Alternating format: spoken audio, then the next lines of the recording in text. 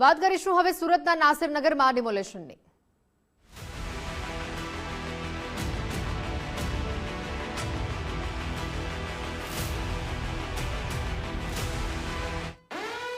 સુરતના નાસિરનગરની અંદર નકલી ડિમોલેશનનો જે મામલો સામે આવ્યો હતો, તપાસ માટે કમિશનર દ્વારા 6 સભ્યોની કમિટીની રચના કરવામાં આવી છે।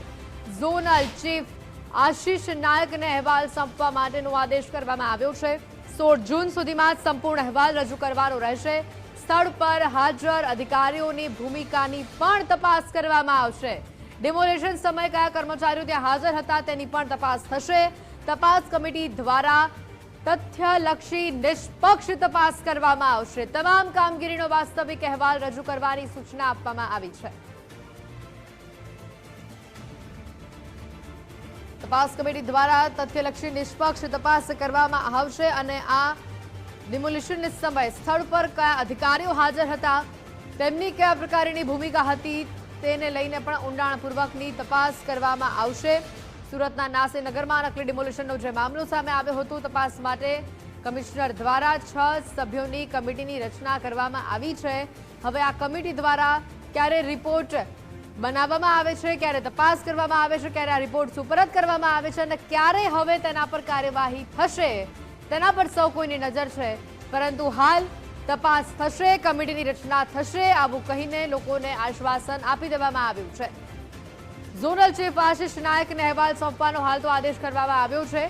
સ્થાનિકોની એક જ માંગ છે કે જેટલા પણ લોકો આમાં સંડોવાયેલા છે, જેમની ભૂમિકા ખોટી છે, જેમણે જાણી જોઈને આ પ્રકારે 100 જેટલા પરિવારોને ઘર વિહોણા કરી નાખ્યા છે, તે લોકો વિરુદ્ધ કાયદાકીય પગલાં લેવામાં આવે।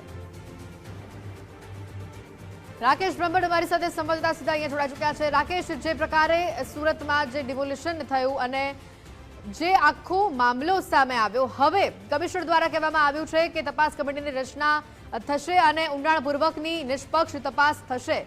વાસ્તવ પરિસ્થિતિ અત્યારે ત્યાં કેવી છે, લોકોની શું માંગ છે?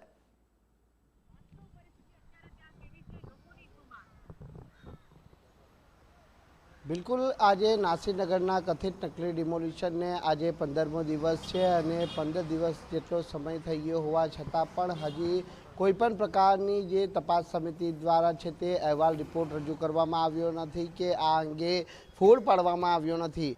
પાલિકા કમિશનર દ્વારા આ સમગ્ર પ્રકરણની અંદર અધિકારીઓની જવાબદારી નક્કી કરવા માટે તપાસ સમિતિની રચના કરવામાં આવી હતી અને જેમાં 6 જેટલા સભ્યોની નિમણૂક કરવામાં આવી હતી। આ 6 સભ્યોની કમિટી દ્વારા તપાસ હાથ ધરવામાં આવી છે। જો કે હજી સુધી કોઈ આ અંગે તપાસનો અહેવાલ રિપોર્ટ નહીં આવતા પાલિકા કમિશનરે ગતરોજ મહત્વપૂર્ણ બેઠક પણ યોજી હતી। શુક્રવારના રોજ યોજાયેલી આ બેઠકની અંદર 16 જૂન સુધી જે તપાસ અહેવાલનો રિપોર્ટ છે તે રજૂ કરવા માટેના આદેશ આપવામાં આવ્યા છે। જે સેન્ટ્રલ ઝોનના એડિશનલ સિટી એન્જિનિયર આશિષ નાયકને જ આ સમગ્ર જે આદેશ છે તે કરવામાં આવ્યા છે, જેમાં તટસ્થ અને નિષ્પક્ષ રીતે જે વાસ્તવિક પરિસ્થિતિ અને અહેવાલ રિપોર્ટ હોય તે પ્રમાણેનો રિપોર્ટ રજૂ કરવા માટેનો આદેશ અપાયો છે। એટલે એમ કહી શકાય છે કે હવે જ્યારે રેલો આવ્યો છે ત્યારે પાલિકા અધિકારીઓ એક તરફ પોતાની ચામડી બચાવવાનો પ્રયત્ન કરી રહ્યા છે, ત્યાં બીજી તરફ હવે પાલિકા કમિશનર એક્શન મોડમાં ક્યાંક જોવા મળી રહ્યા છે અને તે જ કારણ છે કે પાલિકા કમિશનરે 16 જૂન સુધીમાં અહેવાલ રિપોર્ટ રજૂ કરવાના આદેશ જારી કર્યા છે। પરંતુ સવાલ અહીં એ થશે કે ખરેખર શું જે જવાબદાર અને કસૂરવાર અધિકારીઓ સામે આ રિપોર્ટની અંદર કોઈક ક્ષતિ મળશે કે અધિકારીઓની જવાબદારી નક્કી કરવામાં આવશે, તે અહીં સવાલ ઉપસ્થિત થઈ રહ્યા છે।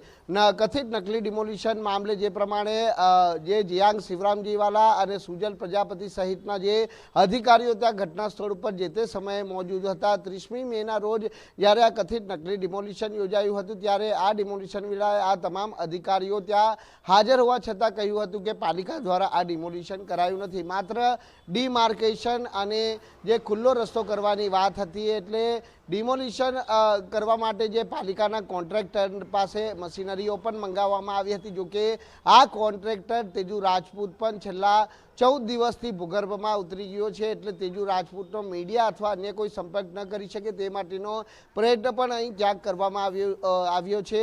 એટલે જોવાનું એ રહેશે કે હવે 16 જૂને જ્યારે આ તપાસ અહેવાલ રિપોર્ટ આવવાનો છે ત્યારે આ રિપોર્ટની અંદર કયા અધિકારીની જવાબદારી ફિક્સ થાય છે અને તેઓ સામે કાર્યવાહી થાય છે. જી બિલકુલ રાકેશ, આભાર વિગતો બતાવી.